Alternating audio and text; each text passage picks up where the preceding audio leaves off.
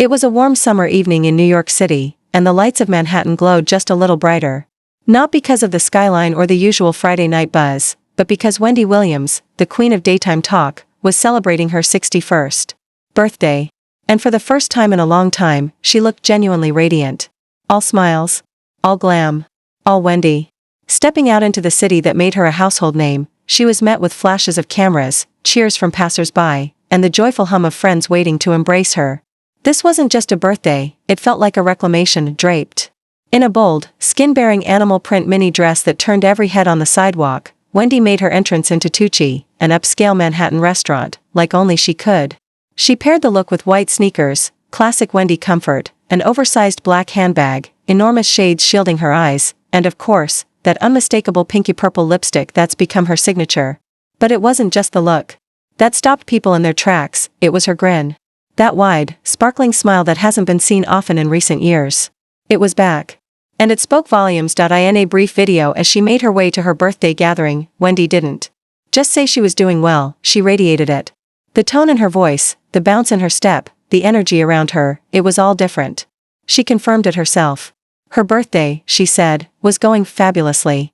A small but powerful word.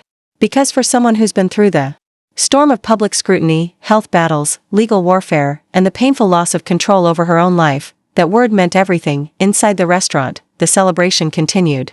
Wendy was surrounded by familiar faces, those who have stood by her through every rise and every heartbreak. Brendan Higgins, her longtime friend, shared photos of the night, showing Wendy glowing in the company of people who truly love her. Among them was Suzanne Bass, the beloved producer from the Wendy Williams show, whose chemistry with Wendy on air was always magic. There was also her niece, Alex Finney, a prominent Miami morning anchor who's always made it known how much she adores her aunt. Max Tucci, the restaurant's owner and a longtime friend of the Williams family, made sure the night went off without a hitch. They toasted, laughed, reminisced, and celebrated not just another year of Wendy's life, but her spirit, and of course, no birthday is complete without cake. As her friends gathered around to sing "Happy Birthday," Wendy looked genuinely moved. She smiled, she laughed, she clapped along. There was a rare twinkle in her eye, a flash of the Wendy we remember so vividly from our television screens. While no cameras caught the exact moment she blew out the candles, there's little doubt what her wish was. Because she's been clear, vocal, and unwavering about the one thing she wants more than anything, her freedom. Earlier in the week, Wendy had been spotted outside another iconic New York restaurant, Delmonico's, where she was asked what she hoped for on her upcoming birthday. Her answer? Simple. I want my guardianship to end. No hesitation. No sidestepping. Just truth. Wendy Williams has been under a court-appointed guardianship since May 2022, a legal arrangement that, according to her, has turned her life into something unrecognizable. In her own words, she feels like a prisoner. Her days are not her own. Her choices are filtered through caretakers.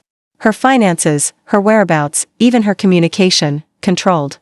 She's been living in a wellness facility in New York City, one she has openly criticized. She claims she's surrounded by elderly patients, some with dementia, others battling serious chronic illnesses, far removed from the vibrant life she once lived. Wendy doesn't belong there, she says. Not mentally. Not emotionally. Not spiritually. It's a haunting reality for someone whose entire career was built on speaking her mind. Wendy, who once dominated morning radio and then daytime television with her raw honesty, biting humor, and unmatched presence, is now fighting behind the scenes just to have a say in her own future. The woman who once coined the phrase, "How you doin'?" and made it a pop culture staple now spends most days asking that very question to herself, in a world that often seems like it's stopped listening, but there have been moments of light amid the darkness. Trips outside the facility. A recent visit to Florida to celebrate her 94-year-old father's birthday, a quiet but meaningful moment of family connection. And now, her 61st birthday celebration. A reminder, to all of us and perhaps to Wendy herself, that she is still very much here. Still alive. Still vibrant.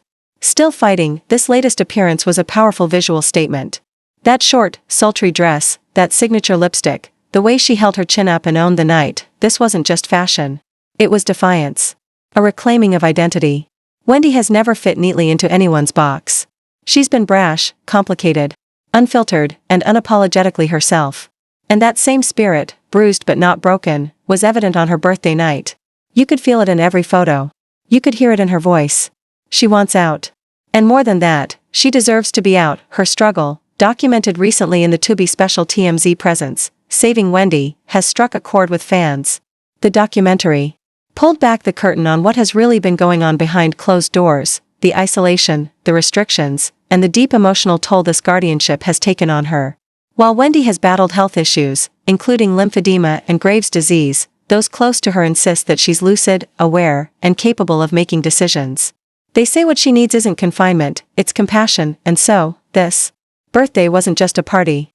It was a moment of clarity. A glimpse of the Wendy we all remember.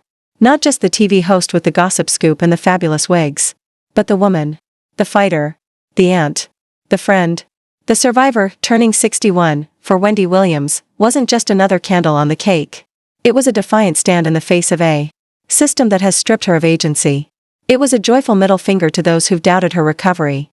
And it was, perhaps, the beginning of her next chapter. One where she writes her own story again. We don't know what comes next. Guardianships are complex, legal minefields that don't just disappear because of a birthday wish. But what we do know is that Wendy hasn't given up.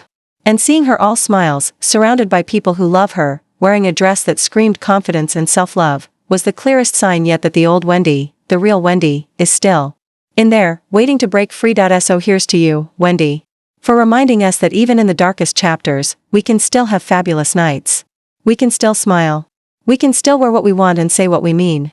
We can still want more, and fight for it, and maybe, just maybe, by the time the candles are lit for your 62nd, you'll be blowing them out not as a ward of the court, but as a free woman, living on your own terms. After all, if anyone can come back from the brink, it's Wendy Williams. All she needs is the chance. Happy birthday, Wendy. Keep shining.